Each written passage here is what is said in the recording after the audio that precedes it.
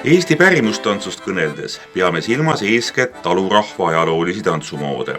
Tantsude levimist ei takista keelepiirid, mistõttu neis on kohalike eripärade kõrval alati ka rahvusvahelisi jooni. Nüüdisajal räägime Eesti pärimustantsust ka linnakultuuris ja mõtleme seejuures ikka põlvest põlve edasikantud teadmisi ja oskusi. Need lubavad meil tunda sidet eelkäijatega. Esivanemate tarkuste kasutamine kasvatab tänasegi tantsija heaolu.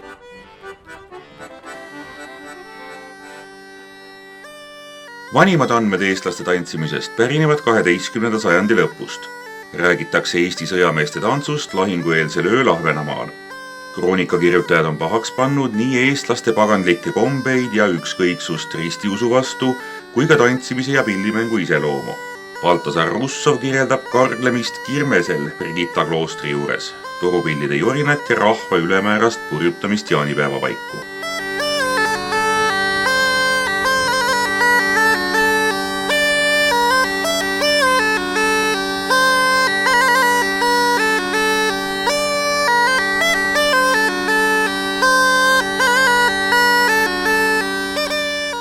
Pulmadest tantsitud ringtantsudes leidub jälgi tantsimise varasemast maagilisest tähendusest. Ühetaolises rütmis liikumise ja ringi tegemisega millegi või kellegi ümber on inimesed püüdnud saavutada kasulikku vahekorda vajalike jõududega ja peletada eemale kurja. Loodusest sõltuva talupereelus oli nii sigivus kui tõrjemaagial suur tähtsus. Viljakust ja õnne vajas inimene pereelus ja karjakasvatuses, põllul ja metsas. Hiljem tantsude otsene maagiline mõte kadus, alles jäi koreograafiline vorm ja tantsimisega seotud tavad. Näiteks oli pulmakavas ringtantsu jaoks kindel aeg, samas kui uuemaid seltskonnatantse võis tantsida ükskõik millal. Üksteise taga reas, kätest või riietest kinni hoides tantsiti läbi taluhoonete. Sügisesel hingede ajal võisid Mardi ja Kadrisandid selliselt liikuda ka küla vahel. Niinimetatud folgiussi armastatakse joosta ka tänapäeval, sest sellest saab osa võtta hulk ka ilma erilise tantsuoskuseta inimesi. Maagilist sisu tants enam ei kanna, ent toimib meelelahutusena.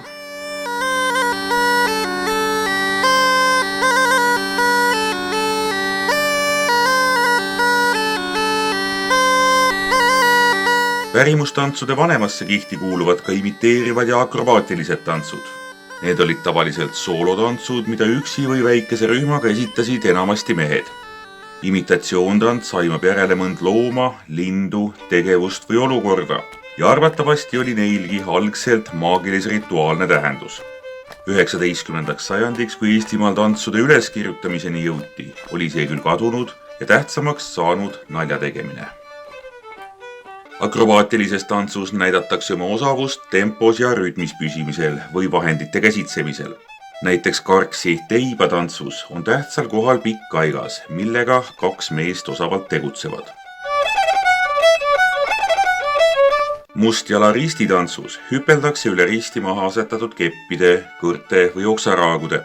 Mõlemad tantsu on pillimehed mänginud ka kiirenevas tempos, mis tekitab tantsijatele võistlusolukorra ja sellega palju elevust.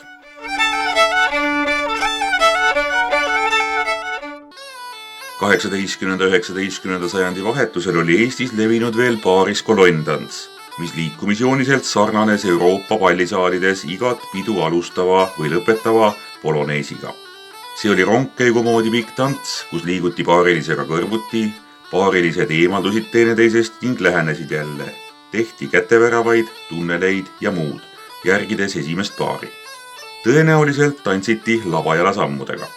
Saate muusikaks mängiti Eesti vanemale rahvamuusikale iseloomulikke kolmeosalises meetrumis viise.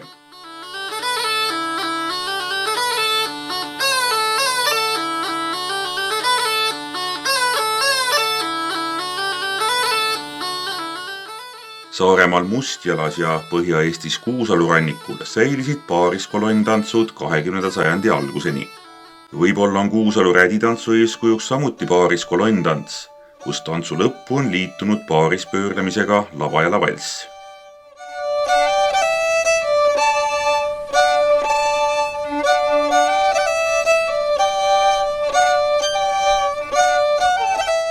Lavajalga tantsis Eesti talurahvas juba enne suure valsimoe tulekut, vähemalt 19. sajandi esimesel poolel. Tasane, väikeste madalate sammudega pöörlemismaneer ja kiire tempo sarnanevad Poola oberekiga.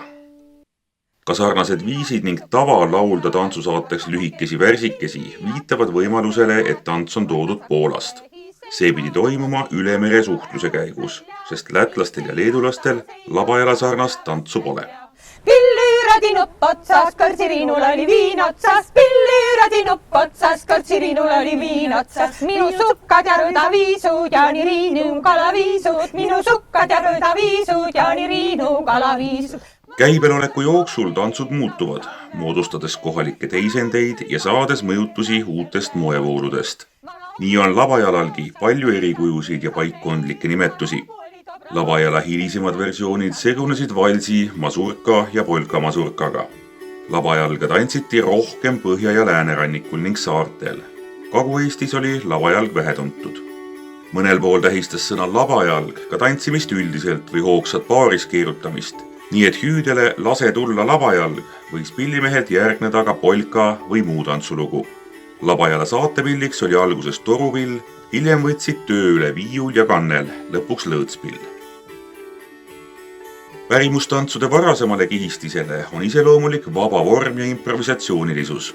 Liikumisi järjestatakse vabalt, piiramas vaid kohalik tava ja tantsija oskused või fantaasia. Liikumine ei ole seotud kindlate muusikaosadega või pole tantsul isegi kindlat nii-öelda oma viisi, nagu see on tavaline hilisemate kontra- ja paaristantsude puhul. Kontratantsud tulid Eestis kasutusele 19. sajandil. Nende levik piirdus äärealadega, kus maismaapiiril käidi läbi lätlaste ja venelastega. Rannikualade elanikud suhtlesid meritsi mitmete maadega.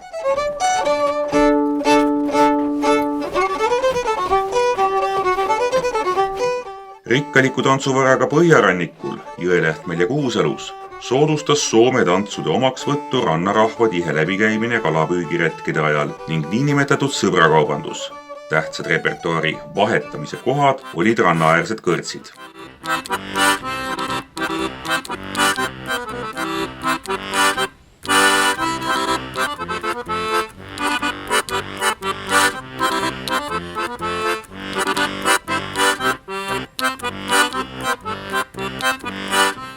Paaride nelinurkse asetusega kadrillidest on üleskirjutusi Saaremaalt ja Lõuna-Eestist.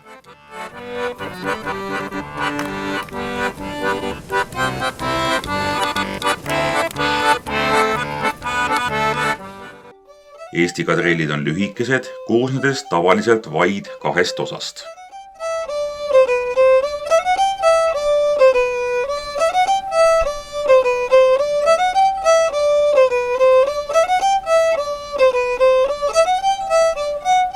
Pikemaid, mitmetuurilisi kadrille on kogujad saanud ainult Setomaalt. Seto kadrilli ehk kadreleid tantsitakse 2 paariga. Neil on sarnasusi Vene ja Karjala-Soome kadrillidega. Tantsijate nelinurkse asetuse põhjal saab kadrilliks liigitada ka arvatavasti tuntuima Eesti pärimustantsu Kaerajaani.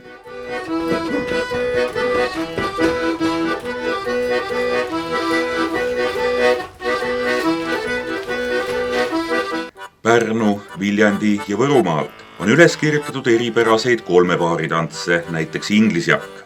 Enamik kontratantse vajabki kindlat arvu tantsijaid. Koos tegutsev grupp on nendest tantsudest tervik, kus suheldakse lisaks omapaarilisele enam-vähem kõigi ülejäänud tantsijatega. Eri grupid aga omavahel enamasti ei suhtle. Paaristantsu põhimõte erineb oluliselt nii kontra kui teiste rühmatantsude omast. Koos toimivast suuremast grupist eraldub 2 tantsijat tiheda kinnisvõttega ühendatud paariks, kus paariliste tegevus on kooskõlastatud omavahel, aga mitte teiste paaridega. Viimastega arvestatakse niivõrd, kuivõrd seda nõuab ühise tantsuruumi jagamine. Näiteks sageli tantsitakse ringjoonel. Paaristants sai ainuvaldavaks 19. 20. sajandi vahetuseks. Populaarseimad paaristantsud olid kõikjal Eestis valss ja polka. Lisaks leidus hulgaliselt kohalikke polkatantse, igal oma meloodia ja kindel sammukombinatsioon.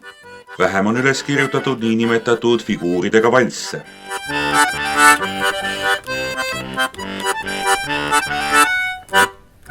Tants ei olnud noorte koosviibimisel ainuke lõbutsemisvahend. palju ka lauldi ja mängiti laulumänge. Tantsuga ringmängud hakkasid moest minema enne teist maailmasõda.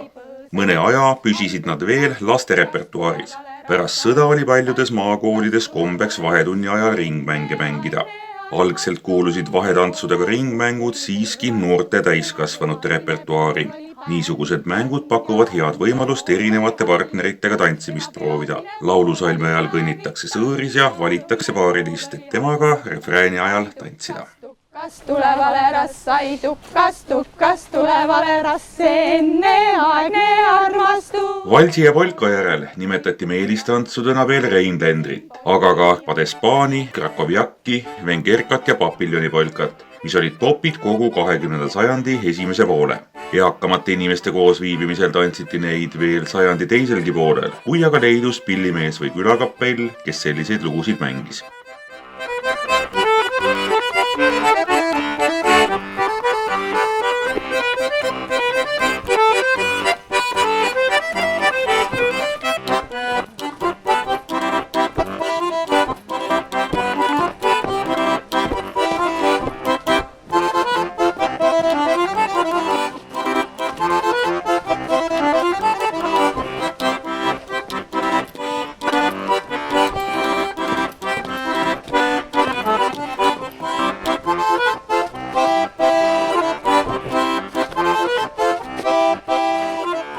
Rahutu 20. sajandi algus tõi tantsupõrandale pikaajaliste lemmikute kõrvale ka kiiresti vahelduvaid uusi moode. Mõned tantsud püsisid käibel vaid hooaja või paar, nii et hiljem teati kogujatele öelda küll tantsu nimesid, ent vähesed suutsid meenutada, kuidas neid tantsiti. Osa Vene soldatite ja meremeeste toodud või tantsukursuste kaudu maale jõudnud tantsudest jäi käibele kauemaks ning neist kujunes kohalikke variante, mille pärimuskultuuri huvilised on nüüd tänulikult oma repertuaari võtnud. Sellised tantsud on näiteks Aissa, Karobuška, Kikapuu ja paljud teised. Tantsukursustel hakati 1920–30. aastatel õpetama ka foxtrotti, tangot ja charlestoni, mis käisid rahvusvahelise moe järgi. Kohalikke erikujusid ei tekkinud. Samal ajal tehti katseid vanade tantsude taaskasutamiseks, ent need püüdlused tookord kuigivõrd vilja ei kandnud. Küll aga näidati pärimustantse laval ja nende motiividest hakati looma publikule esitamiseks mõeldud uusi tantse. Veel üks katse tuua moest läinud tantse tagasi seltskonda tehti 1950-ndatel selleks, et ära hoida läänest pärit keelatud viljade, nagu näiteks twisti tantsimist. Seegi ei õnnestunud. Tänapäeva vanaemad mäletavad, et kui avalikul tantsuõhtul hakkas orkester minjooni või padegaatrit mängima, sest muud ei tohtinud, läksid noored saalist lihtsalt välja.